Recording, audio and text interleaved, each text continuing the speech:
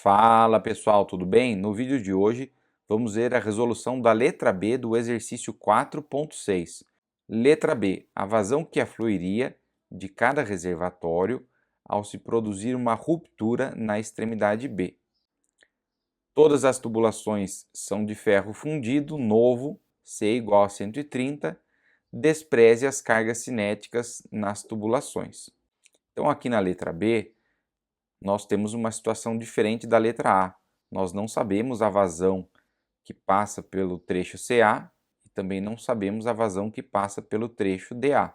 Porém, na letra A, descobrimos os diâmetros tanto do trecho DA quanto do trecho CA. Então, vamos utilizar esses diâmetros para descobrir a vazão que sairia dos reservatórios caso houvesse uma ruptura na extremidade B. Então, aqui ele estaria jorrando para a atmosfera. Vamos então para a resolução do exercício. E antes de começar a resolução do exercício, se você não assistiu a letra A menos que você tenha conseguido resolver, assista ao vídeo da letra A, ok? Para depois assistir o vídeo da resolução da letra B, certo? Bom, então temos aqui o sentido do escoamento que foi feito na letra A e eu deixei isso no exercício. Uma das coisas que vamos utilizar para a resolução da letra B são os diâmetros do trecho CA e DA que encontramos na letra A. Então vamos colocar o valor desses diâmetros.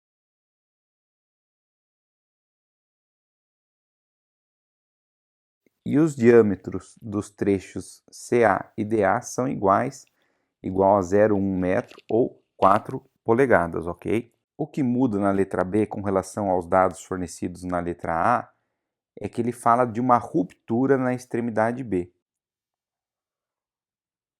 Ou seja, a água está jorrando para a atmosfera. E em uma situação dessas, isso significa uma mudança na carga de pressão. Na letra A, a carga de pressão no ponto B era 30 metros. Na letra B, uma vez que ele está jorrando para a atmosfera, se a gente for trabalhar com pressões absolutas, vamos utilizar a seguinte carga de pressão. Podemos também trabalhar com cargas de pressões efetivas, ou seja, vamos considerar que a carga de pressão atmosférica é igual a zero. Então a primeira coisa que a gente vai fazer é calcular a carga hidráulica do ponto B ou a carga piezométrica do ponto B, uma vez que houve uma mudança nesse valor. E basicamente para resolver esse exercício nós vamos trabalhar com todos os trechos. Vamos trabalhar com o trecho CA, com o trecho AB e com o trecho AD. Todos eles têm um ponto em comum que é o ponto A, e é através desse ponto que nós vamos conseguir resolver a letra B. Então, primeira coisa, vamos calcular a carga piezométrica do ponto B, e aqui queria fazer um pequeno lembrete para vocês. É muito comum em muitos exercícios a gente desconsiderar a carga cinética, e isso se dá porque dentre essas três parcelas, ela é sempre a de menor valor. Então, desprezando a carga cinética, nós temos a seguinte situação.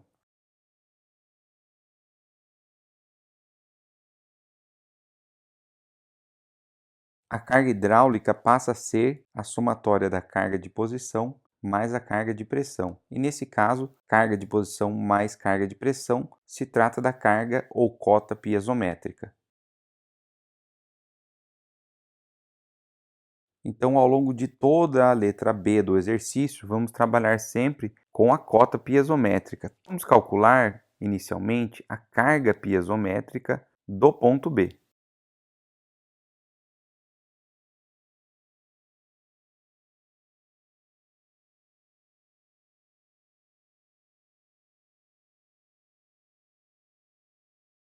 E a carga de pressão é a carga de pressão atmosférica, que, como estamos trabalhando com pressões efetivas, vamos considerar igual a zero.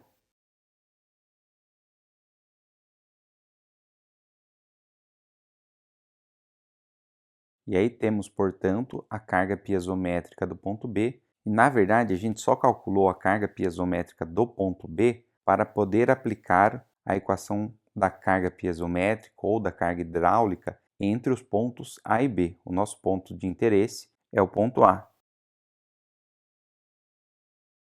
E aí, montando a equação, nós temos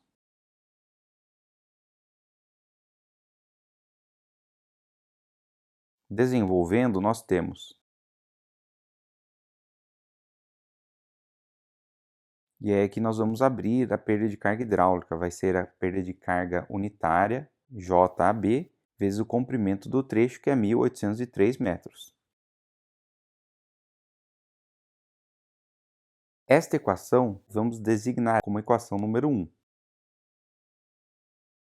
Agora nós vamos aplicar a mesma equação da carga hidráulica ou carga piezométrica para o ponto C.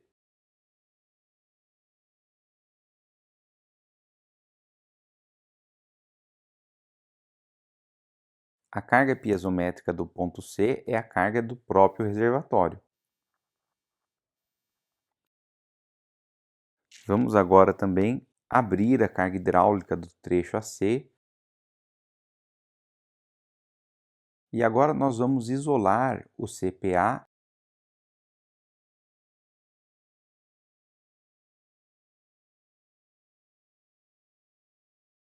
Esta equação nós vamos chamar de equação número 2. Inclusive, vamos colocar aqui o 2 e vamos colocar o 1 também para a primeira equação. Agora nós vamos para o ponto D.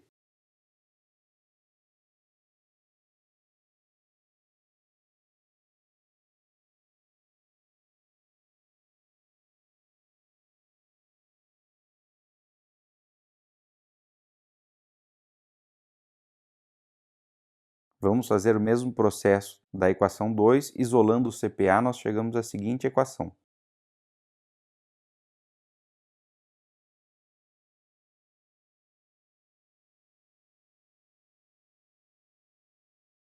E esta vai ser a equação número 3. Então, nós temos aqui basicamente um sisteminha de equações. A incógnita que nos interessa, que é a pergunta do exercício, não é a perda de carga unitária, mas sim a vazão. Então, basicamente, o que a gente precisa saber é a vazão no trecho CA, esta vazão aqui, e a vazão no trecho DA. Então, vou até colocar aqui QCA e QDA. E aí, a vazão do trecho AB, a gente consegue saber porque é a somatória da vazão dos dois trechos anteriores. Então, aqui nós vamos ter QCA mais QDA. Então, aqui, para não ficar muito comprido, eu calculei a equação colocando apenas o valor da carga unitária. Agora, nós vamos desenvolver e calcular o valor da perda de carga unitária em função da vazão para cada uma dessas três equações. Então, vamos começar pela equação número 1. Assim como na letra A, nós vamos utilizar para a letra B, para o cálculo da perda de carga unitária, a equação de Hazen-Williams.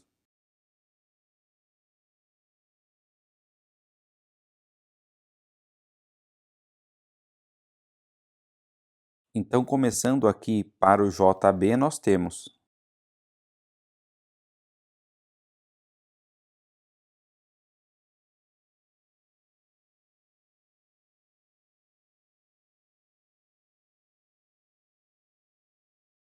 e aí chegamos ao seguinte resultado.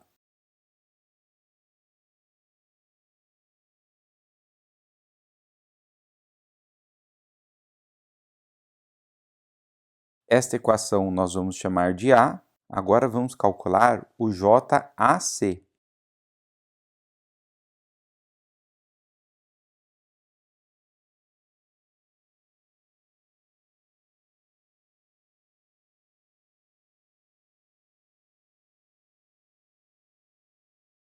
E aqui só uma curiosidade, eu posso chamar de AC, mas se eu fosse considerar o sentido da água, o ideal seria chamar de JCA, tá? Porém, coloquei JC que se refere ao trecho do ponto C até o ponto A ou do ponto A ao ponto C. E aí chegamos à seguinte equação.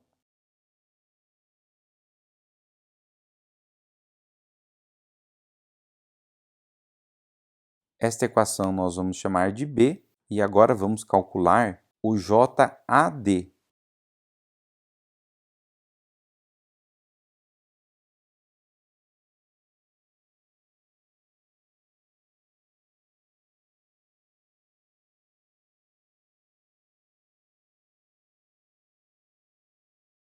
E aí observem aqui que todos os valores definidos são os mesmos do JC. A única coisa que vai ser diferente vai ser a vazão. Então a gente vai ter o mesmo resultado aqui.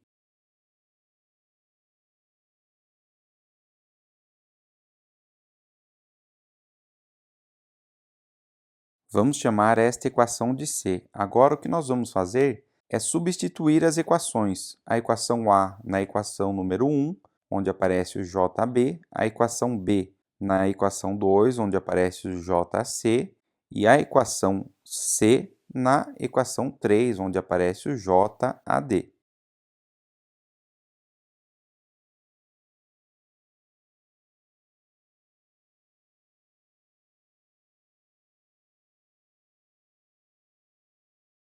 Então, aqui a primeira, ó, 159,2 mais JB vezes 1803. Então, no lugar do JB que vai entrar o 3,32 vezes QAB elevado a 1,85.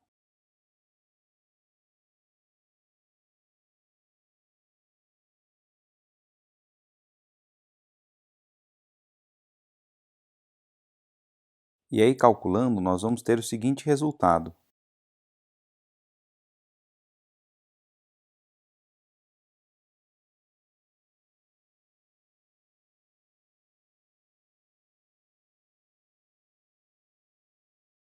Como esta equação foi a combinação da equação 1 com a equação A, vamos chamar ela de 1A. Agora vamos substituir a equação B na equação 2.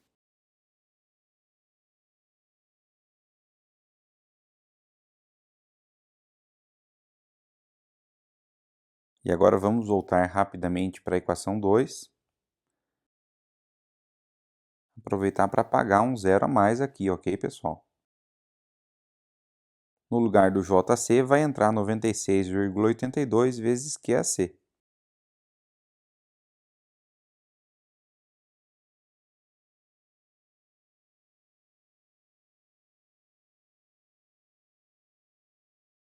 E aí, desenvolvendo, nós chegamos à seguinte equação.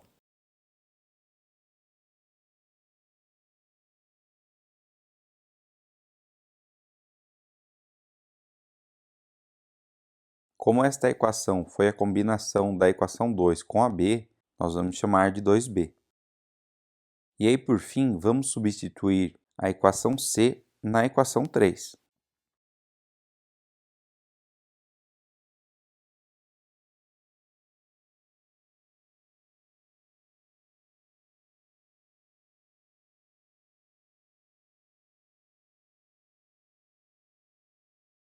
E aí, calculando, chegamos à seguinte equação.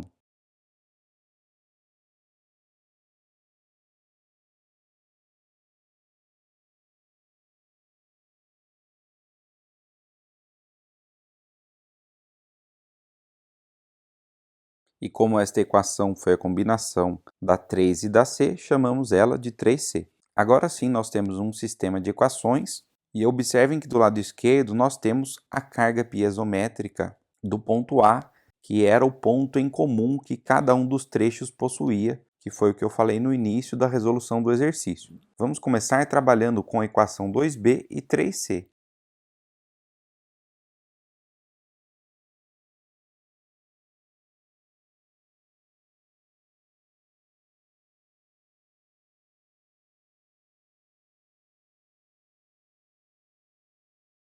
E aí a primeira coisa que vamos fazer é passar o 200 do lado esquerdo do sinal de igual para o lado direito, subtraindo.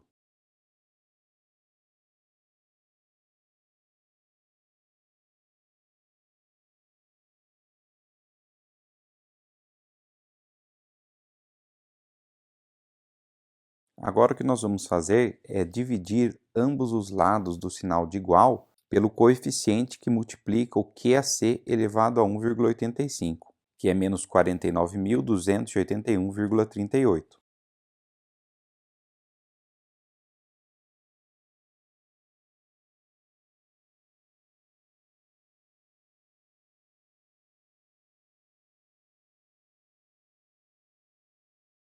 Vamos chamar esta equação de D. Agora vamos igualar a equação 1A com a 2B. Então, só para lembrar, 1A, 2B.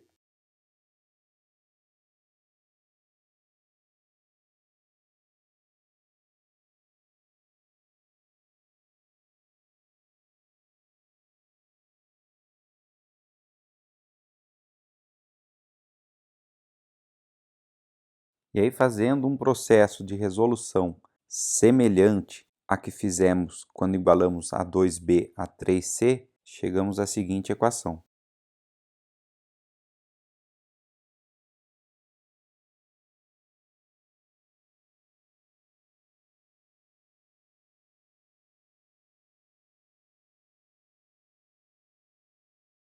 Essa equação vamos chamar de E. Então percebam aqui que nós temos duas equações, ambas cujas incógnitas se tratam de vazões, e nós temos uma equação que correlaciona essas vazões, que é a seguinte.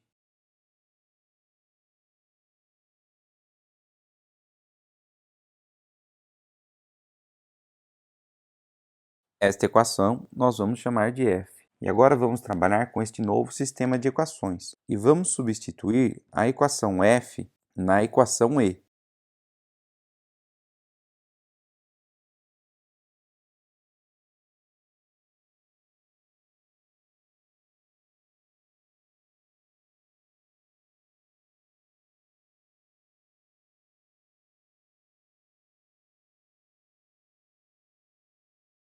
E aí aqui a gente chega a um pequeno impasse. Nós não conseguimos expandir a equação QAC mais QAD elevado a 1,85. Porém, se ela estivesse elevada ao quadrado, nós conseguiríamos expandir e isso viraria um quadrado perfeito. E uma coisa que chama atenção no exercício, se você olhar a resposta, ela não está com igual, ela está com o seguinte símbolo, é um igual torto, que significa aproximadamente igual. Esse sinal de igual torto traz mais uma informação para a gente, significa que é um valor aproximado, ou seja, nós podemos tentar resolver sem a utilização do cálculo numérico. Então nós vamos fazer aqui uma pequena artimanha algébrica para encontrar o valor aproximado. QAC mais QAD elevado a 1,85 é mais ou menos, é aproximadamente o QAC mais o QAD elevado ao quadrado. Então, nós vamos escrever do lado esquerdo da equação, supondo que ela estivesse elevada ao quadrado, para poder desenvolver. Senão, a gente não consegue resolver analiticamente.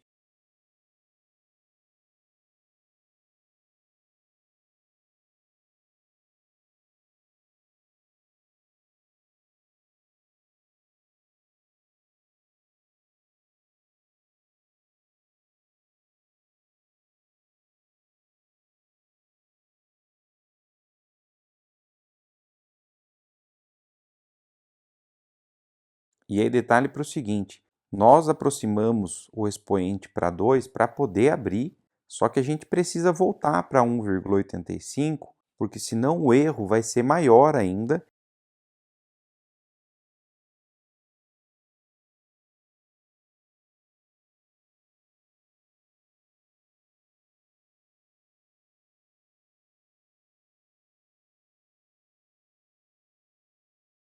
Esta equação nós vamos chamar de G.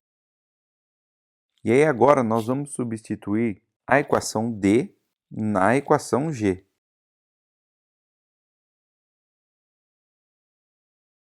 A equação D é essa aqui, ó.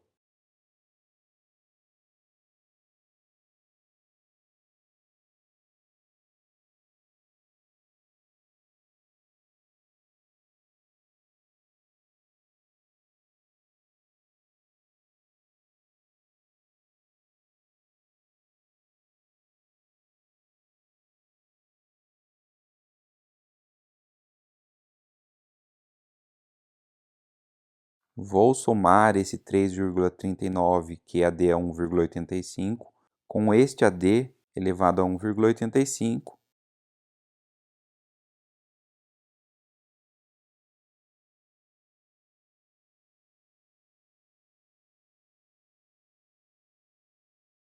Aplicando a distributiva, nós vamos ter o seguinte do lado direito da equação.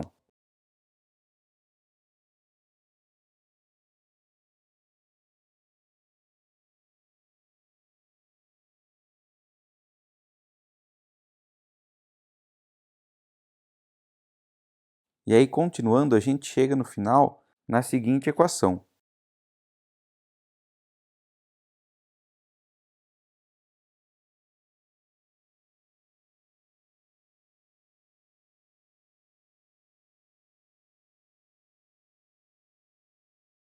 Vamos agora pegar o 2QAC, QAD e passar para o lado direito.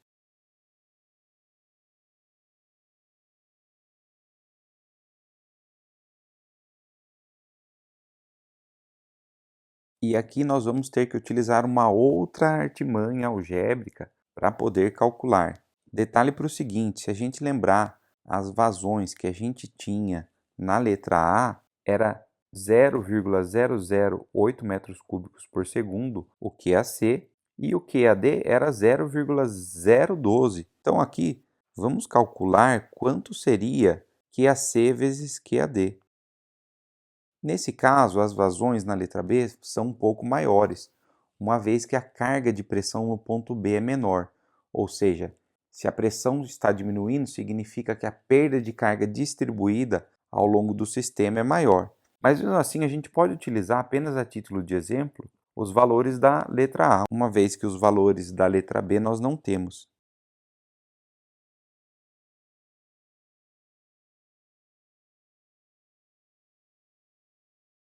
E aí chegamos nesse resultado, 0,000192. E esse valor é muito menor que o 0,014348 que nós temos aqui na linha de cima. Ou seja, ainda que a gente considerasse esse valor, na hora da subtração não ia alterar muito esse resultado. Portanto, nós podemos desprezar este QAC vezes QAD. Então temos o seguinte.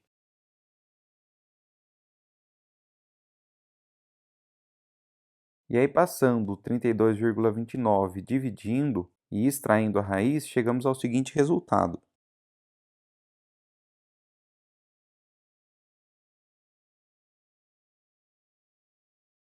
E aí detalhe para o seguinte, eu vou fazer um outro vídeo explicando o porquê. Uma vez que o valor era 1,85, a gente considerou que era ao quadrado para expandir. Na prática, ao fazer isso, ainda que a gente retorne ao expoente de 1,85, a gente acaba forçando a um resultado um pouquinho superior ao resultado real. Então, nós vamos desconsiderar esse 41. Nós vamos arredondar a equação para baixo.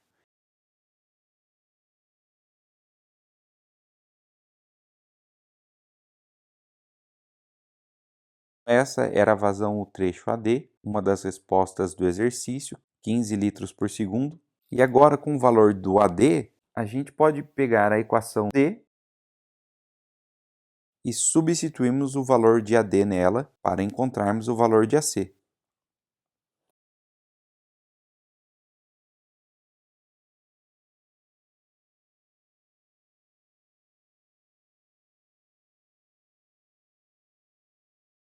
E aí, resolvendo a equação, nós chegamos ao valor de QAC, 0,01839 metros cúbicos por segundo. E como a gente já arredondou para baixo, o AD, aqui no AC a gente não precisa arredondar tanto para baixo. Então vamos pegar apenas o 9 ali e considerar como zero. E aí nós vamos ter o seguinte.